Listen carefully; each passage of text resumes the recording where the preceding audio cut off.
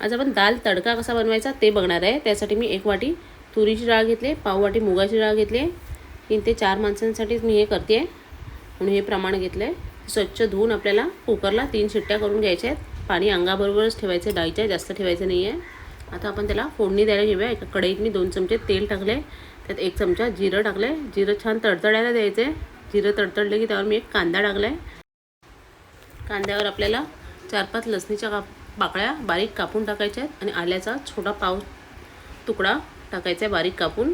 ते पण आपल्याला कांद्यावर छान परतून घ्यायचे। ते सर्व छान परतून झालं की आपल्याला त्यात सुके मसाले टाकायचे आहेत। सुक्या मसाल्यामध्ये पाव चमचा मी हळद टाकली आहे, 1 चमचा लाल तिखट टाकले।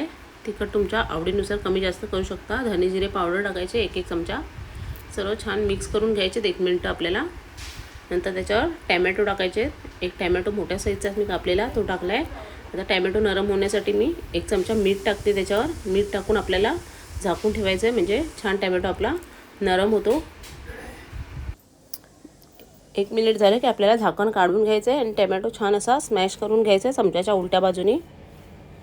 छान असा टॅमॅटो स्मॅश झाला की आपली डाळ पण जी कुकरला शिजवली आपण ती पण मी स्मॅश करून घेतली आहे।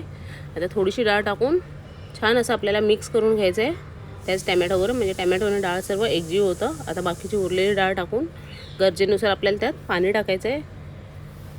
दाल फ्राय बोललं, दाल तडका की थोडा घट्टच असतो, त्याच हिशोबाने थोडंसं पाणी टाकायचं आपल्याला 1 ग्लास। सर्व डबा धुवून मी पाणी टाकलं आहे। आता ह्याला छान अशी उकाळी काढायची आहे। अशी आपली दाल तडक्याची रेसिपी रेडी आहे। थोडीशी कोथिंबीर वरून टाकते मी आणि वरून फोडणी घालायची पुन्हा त्याला। ही तुपाची फोडणी घालते मी। कढईत 1 चमचा तूप घेतले, त्यात जिरं टाकलं 1 चमचा। जिरं छान तडतडलं की त्यात लसणीच्या पाकळ्या टाकल्यात बारीक कापून। त्यात 1 संगेश्वरी मिरची टाकते मी, 1 ते 2 संगेश्वरी मिरची टाकायच्या आहेत। चमच्याने छान असं आपल्याला परतून घ्यायच्या थोड्या, म्हणजे छान अशा क्रिस्पी होतात मिरच्या। हिंग टाकला 1 चमचा, त्याच्यावर संगेश्वरी लाल तिखट टाकले मी रंगासाठी।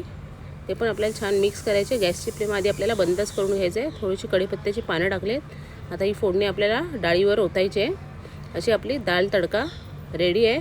कशी वाटली तुम्हाला ही दाल तडक्याची रेसिपी कमेंटमध्ये मला नक्की कळवा। आवडली असेल तर एक लाईक शेअर नक्की करा। चॅनलला नवीन असाल तर सबस्क्राईब करायला विसरू नका, म्हणजे असे छान छान व्हिडिओ तुम्हाला बघायला मिळतील।